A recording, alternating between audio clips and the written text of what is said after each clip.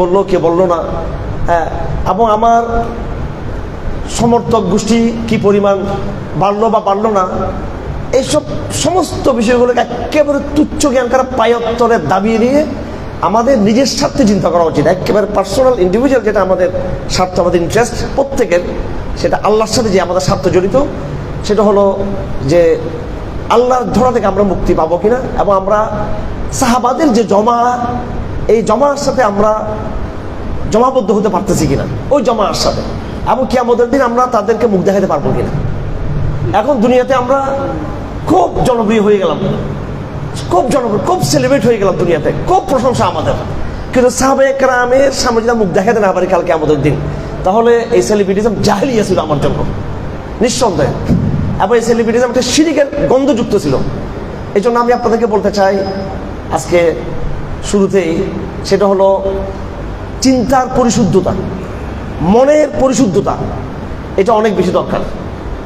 আমরা কখনো দেখবো না এখানে যে আমাদের জনসংখ্যা কীরকম, জনশক্তি কীরকম, আমরা কখনো দেখবো না যে এই ভাইটা কীভাবে কথা বলে, কিন্তু কী কথা বলে সেটা আমরা দেখার চেষ্টা করব। মারিয়াম জামিলা, আল্লাহ পাক তার কবরকে নূর দ্বারা ভরপুর করে দিন, উনি একজন ইউরোপিয়ান ইহুদি মহিলা ছিলেন, বুদ্ধিজীবী, সাংবাদিক, অনেক জ্ঞানী ছিলেন, অনেক বড় মাপের জ্ঞানী ছিলেন। তিনি বই লিখছেন ইসলাম অ্যান্ড মডার্নিজম। এই বইয়ের মধ্যে তিনি যারা মডারেট ইসলামপন্থাকে যারা চর্চা করতে চায় মুসলিম সমাজে, তুরস্কে, হিন্দুস্তানে, মিশরে, উনি তাদেরকে লিস্টে দিয়ে দিয়েছেন। তিনি তার বই শুরুতে লিখেছেন, এই জামানার মানুষ দেখে লোকটা কীরকম, লোকটা কে সেটা কিন্তু বিচার করে না।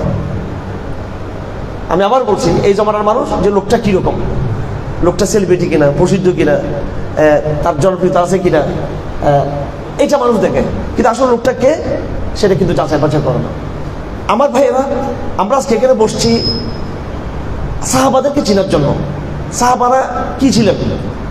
সাহাবায়ে কেরাম পৃথিবীর বুকে একটা বিপ্লবকে সাধিত করার পরে পৃথিবী তাদেরকে মূল্যায়ন করতেছে, যেহেতু তারা সফল হয়েছে সেজন্য ইতিহাস তাদেরকে মূল্যায়ন করে। আর আমাদের মূল্যায়নটা এইভাবে হলে হবে না। সাহাবায়ে কেরাম যদি সফল যদি নাও হতেন, তাও কিন্তু আমরা সাহাবায়ে কেরামদের অনুসরণ করতে হতো আমাদেরকে, কিন্তু সাহাবায়ে কেরাম সফল হয়েছে বিদায় রোম ফারেসকে তারা পরাজিত করছে, এই জন্য আমরা তাদেরকে আমরা অনুসরণ করি।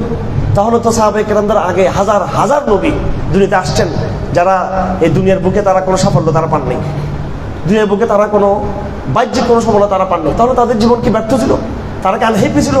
তারা কি সৌভাগ্যবান ছিল না? তারা বহু নবী।